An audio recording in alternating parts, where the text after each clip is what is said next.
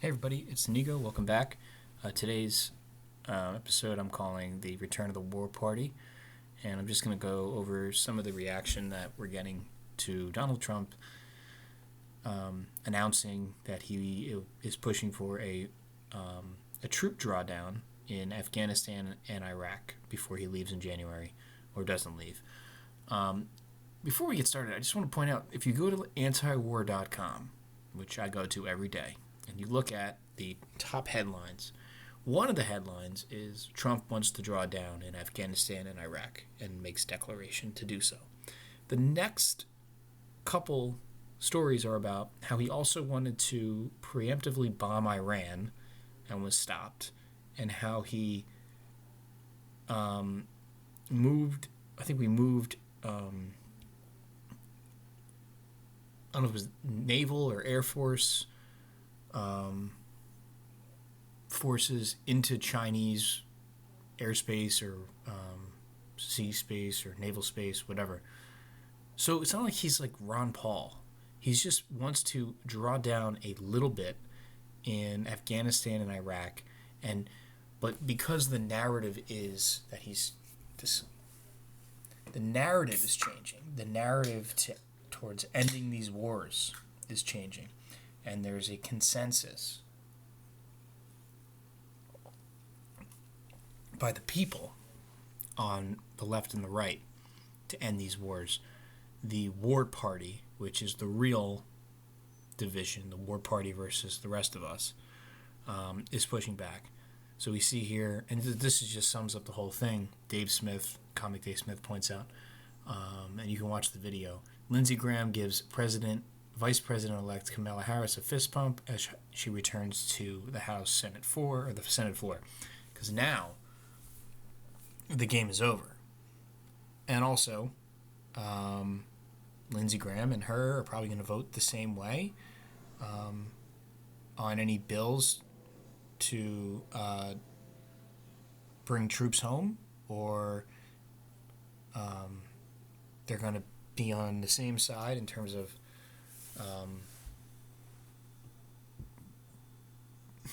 their opinions on what Trump's doing. And we'll go through some of the arguments that you're seeing and some of the backlash. But that quote from Michael Malice is another one of my favorites. They fight when the cameras are on and laugh at you behind your back. And there's your declaration. Just in, this is from yesterday in the afternoon. The U.S. will reduce the number of troops in Afghanistan to 2,500 in each country by the 15th of January.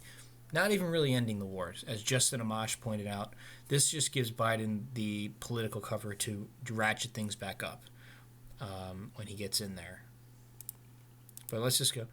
And then just the final reminder, because you're going to start seeing, what you start seeing here is people saying, oh, well, Biden isn't going to push for more war, because the left now, as I was hoping by Trump doing this, now has to juggle the reality of a Biden administration and what they have to sell to their base. They have to sell to their base that they're not going to start any more wars, and they're the decent side of the argument, and they're for decorum and human rights and the little man. But, as we see here, this is from 2012. We will leave in 2014, period. That's almost half a decade ago. And then here we go, what I was just saying. Unreal.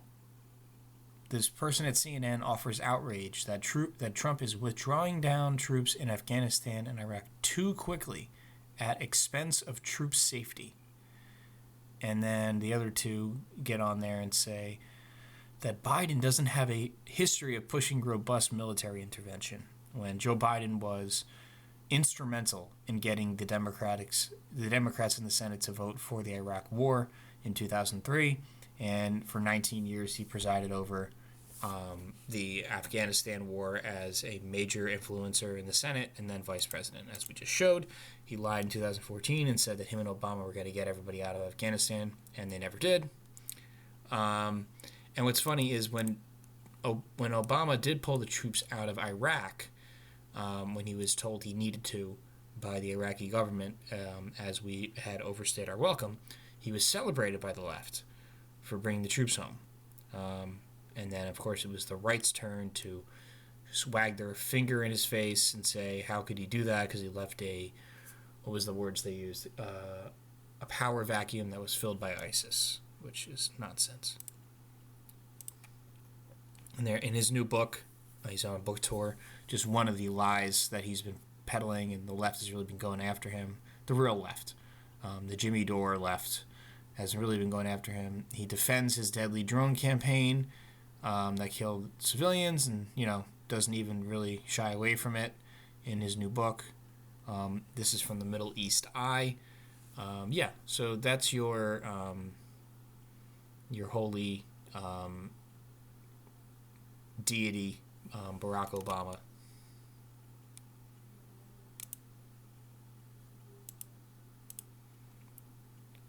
And here's the war party. McConnell says Trump's plan to quickly withdraw from Afghanistan would hurt our allies and delight the people who wish us harm.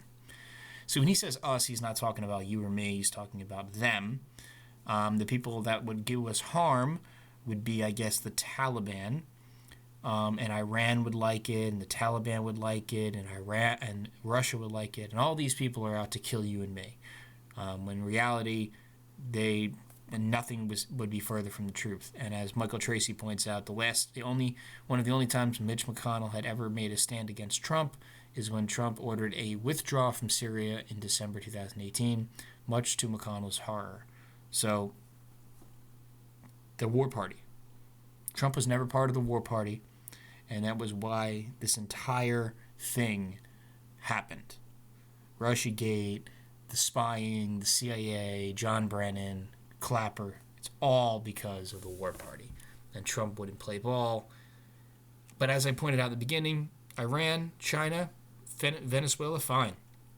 But he won't play ball 100%. And the danger there is people might start thinking for themselves. Voters.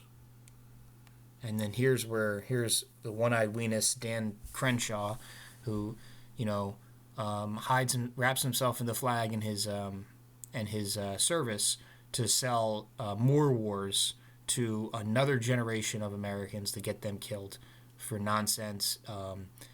Defense contractors, AIPAC, and his neoconservative overlords.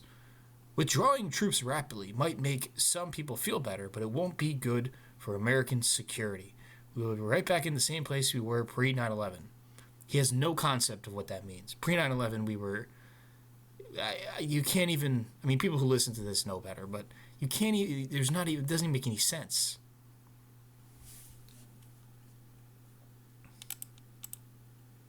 And then there's this monster person, Iraq war vet Senator Tammy Ducksworth of Illinois, on Trump's Afghanistan and troop drawdown. All of the military commanders have spoken up and said this is the wrong thing to do. We want to bring our troops home, but we don't want let's not bring them home in a body bag. I'm not really sure what she means there. I don't know how bringing them home immediately on planes and on boats would have them get killed on the way out. By staying, they die, and we ruin them mentally, physically, and emotionally for another generation, and we continue this horrific occupation of a foreign country. So she's just another Dan Crenshaw moron. And here's where I love the left, the real left, and my buddy Glenn goes hard on her, starting with that tweet and pointing out the war party. Ambassador Rice, who's going to be Susan Rice, who's probably going to be the new Secretary of Defense, and Dan Crenshaw, and some of the NBC analysts, all agreeing that it's way too early to leave Afghanistan and that Trump's plan is precipitous. In case anyone still believes the bullshit myth about how there's no more bipartisanship in D.C. Yeah, the war party. It's the war party. And just so you know what sides they're on, here's neocon warmonger and NBC favorite Billy Crystal condemning the current effort to withdraw troops from around the world, including Afghanistan, as his liberal fans swoon and spring their fingers retweeting. I'm told the DoD has been ordered to plan further troop withdrawals in Somalia, South Korea, and Germany. Trump is doing his best to weaken America, our friends and allies, on his way out the door. They always say our, like we want anything to do with their monstrous imperial empire. And they try to mix the two, like without the military spread around the world and our empire throughout the nation, spread across the globe and all our bases, then that would also mean by pulling that back, we're also pulling back our engagement, quote unquote, in, like, I don't know, polite, normal international society. And our college kids won't be able to go to Europe and hang out, or whatever it is. It's just nonsense. But you're going to see this from your liberal friends who say they're anti-war, but they're going to have these arguments. It's easy for a political party to hide who they are when they're in opposition. It becomes much harder when they start governing. Ducksworth denouncing troop withdrawal and Ed Markey demanding more censorship from Facebook is what's coming. And then we'll get into this war thing. The war party is what really all the censorship is about, because they have to censor all these views and the information coming out and the opinions of these journalists and the opinions of the troops and the opinions of the everyday person and the sources and the information and the videos and the pictures and the maps, so they can then sell you the thin, narrow, nonsense arguments that they're going to be selling you, as they did. I was young when the Iraq propaganda was at the height, but the Syrian propaganda, that was right in my wheelhouse, and it was amazing how everything was Russian propaganda, except for this one narrative, to the point where you had, think about it, you had Homeland, the show on Showtime, selling it. You had Vice News. You had the White Helmets. You had Netflix. You had, it's a coordinated effort by the war party on both sides to sell the wars as America saving the day. And they're going to be using the censorship through Facebook and Twitter moving into a Biden administration, the same way they did under an Obama administration. Facebook is partnered with the Atlantic Council to hunt down leftist, anti-war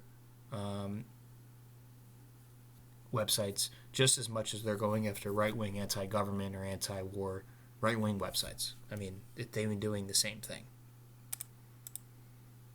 So you're going to see Dan Crenshaw and those guys say, and Ted Cruz and all these guys say, the tech censorship is against the right wing. But when the wars come, they don't censor Ted Cruz or Dan Crenshaw. And then here you go. Here is the war party, 100%. For those who locate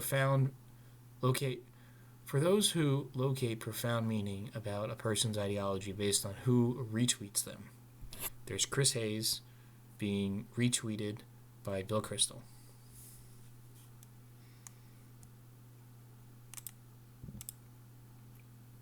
And then, as I was pointing out, the rockets fired at U.S. Embassy Baghdad tonight came less than an hour after the Pentagon announced its troop withdrawals from Iraq by January 15th. So, of course, as soon as he declares that we're leaving, there has to be now, rockets are probably fired at the embassy all the time. I'm sure if I went on antiwar.com or I listened to a Scott Horton episode, he would list all the times that this has happened in the last 6 months that no one's been paying attention to because of COVID. But now the narrative needs to be sold that we can't leave because of the terrorism, or look at the disabled area that will be there if we're not there to keep it stable when we disabled it to start. And then here is where Greenwald and Aaron Monte, they're pointing out that the liberals, at the Atlantic and all the way to the Intercept are now calling for censorship and institutes of authority to decide what is news and what isn't news, what information is information, what information is disinformation. So here's Glenn Greenwald. There is no more authoritarian species in the wild than U.S. liberals. In every controversy, they side with the institutions of authority. They love the corporate press, the FBI, the CIA, workplace managers and editors, and they worship and revere authority. And it's true. It's all, they pretend that it's the whole thing where you'll see a meme and it'll be, a black bloc kid or an Antifa kid or a purple-haired whatever the fuck yelling and screaming saying, we're fighting against the patriarchy, when their entire thing is sponsored by all the major corporations because it's an easy controlled. They're not real rebels. Real rebels are trying to literally live their lives the way that they want to live without being told how to live and recognizing that other people are trying to control them and their neighbors, and that's a rebel. And that's what the left used to be when the right was wagging their finger at everybody. And then, that's the split now. We have an authoritarians and non-authoritarians. And you can smell them on the right. If you put on Tim Pool, you'll see Tim Pool has on, sometimes he'll put on, and he's anti-war or whatever the hell he is. He's an anti-war progressive, I'll say Tim Pool. But he'll have like a Michael Malice on last night, who's a devout anarchist, one of the smartest men on the internet. But then he has this guy on every Wednesday with the large beard who says, oh, I'm here and I'm a Trump guy.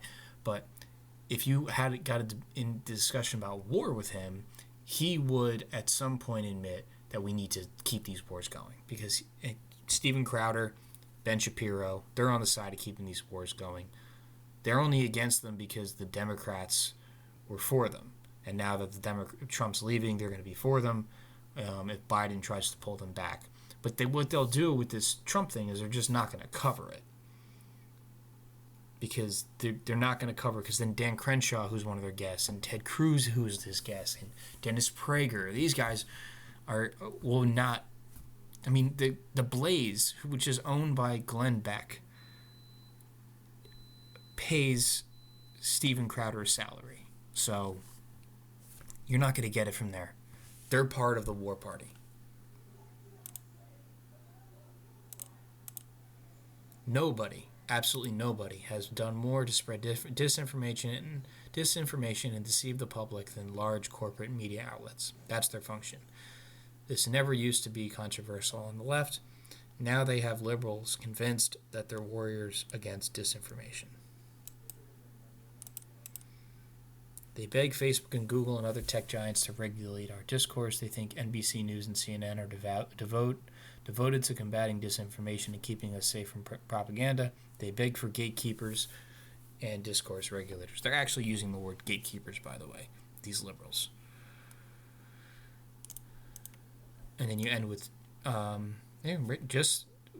just watch this clip of a Vox writer on an MSNBC platform of all places begging for gatekeepers and warn that citizens cannot be trusted to exchange information and ideas without corporate media overlords. This is all to control for the war. It's not about racist right-wingers or anything. It's just, it's always, it might lean right or it might lean left socially in the way that the censorship goes, but when there's a straight line that will never be deviated in terms of the censorship, and that is censoring anti-war. I mean, that's what the whole Russia thing is. So now if you're anti-war, you're pro-Russia. I mean, it's already, if you go on Twitter, just go to any of the comment sections of any of these tweets, and it's right-wingers and left-wingers who are now wrapping themselves in the flag saying, well, our troops fought for boobity bops and beebity boops, and they need to stay, and if we leave, then we're disrespecting them, and Putin wins, and this is what Trump wants to do is Putin. Yeah, I mean, it's the return of the war party. They've never left. It's just with COVID, everybody thought they left, but they're still there. So we'll continue to follow this as we head into the end of the Trump administration. But the pushback is good to see. They're already calling it an anti-Semitic thing if you push for a drawdown, because people point to AIPAC and that kind of stuff, which is just factual information, but nobody wants to hear it. So, yep, the return of the war party. So that's going to be it for today. Just wanted to point out where we're at. I'm going to be tracking this story, and we'll see where that Trump's little fight goes. As I said previously, I think it's just stalling for time to try to see if he can get some of these states to not certify and take it to the courts and take it eventually to the state legislatures, which are mostly Republican, and steal the election back from those who stole it from him. But until next time, this has been Inigo, and stay safe out there and keep your head on a swivel. The war party is always there to sell you on bullshit.